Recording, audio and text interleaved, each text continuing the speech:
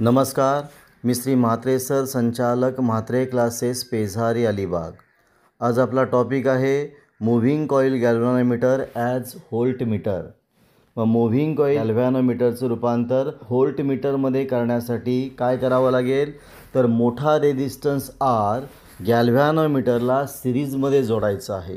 कसं पुन्हा बघा, moving coil galvanometer is converted into volt meter. कसं? By connecting high resistance R in series with galvanometer. आता डायग्रॅममध्ये बघा, एक गॅल्व्हॅनोमीटर आहे आणि त्याला व्होल्ट मीटरमध्ये कन्वर्ट करण्यासाठी एक मोठा रेजिस्टन्स आर त्याला सिरीजमध्ये जोडलेला आहे आणि या अरेंजमेंटला म्हणतो आपण व्होल्ट मीटर। बघा, सर्किटमधनं जाणारा करंट किती आहे? IG हा करंट आहे। IG एवढा करंट गॅल्व्हॅनोमीटरमध्ये जाईल आणि तेवढाच करंट रेजिस्टन्समधनं जाणार आहे। टोटल पोटॅन्शियल डिफरन्स किती आहे? V। मग हा टोटल पोटॅन्शियल डिफरन्स कसली बेरीज आहे? V1 आणि V2ची। मग V1 का आहे? पोटॅन्शियल डिफरन्स अक्रॉस गॅल्व्हॅनोमीटर, आणि V2 का आहे? पोटॅन्शियल डिफरन्स अक्रॉस रेजिस्टन्स, आणि म्हणून V is equal to V1 plus V2। मग आता आपल्या किमती भरायच्या आहेत। V1ची किंमत किती येईल?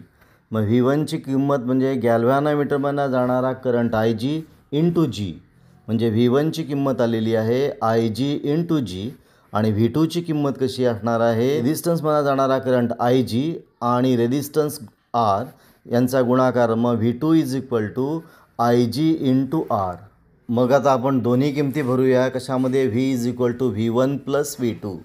मग V1ची किंमत आहे IgG आणि V2ची किंमत आहे IgR।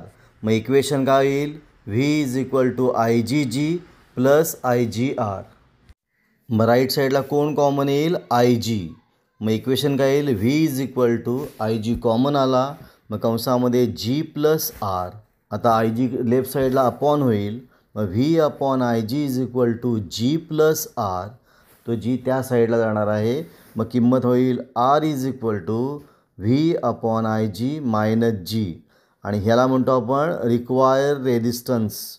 म्हणजे गॅल्व्हॅनोमीटरचं रूपांतर व्होल्टमध्ये करण्यासाठी लागणारा रेजिस्टन्स आरची किंमत किती असेल, तर R is equal to V upon IG minus G। Equation number 2 का आलेला आहे? R is equal to V upon IG minus G। आता या ठिकाणी फक्त Vची किंमत भरायची आहे। V is N times VG। मग Vची किंमत आहे V is equal to NVG। मग आपण ती Vची किंमत भरूया।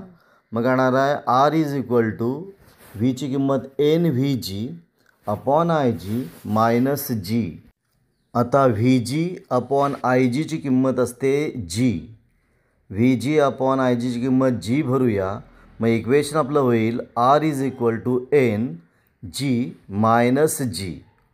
आता राईट साईडला G कॉमन येईल, मग R is equal to G ब्रॅकेटमध्ये N मायनस 1, आणि this is the equation of करणारा रेजिस्टन्स कशासाठी? जे गॅल्व्हॅनोमीटरचं रूपांतर व्होल्ट मीटरमध्ये करण्यासाठी।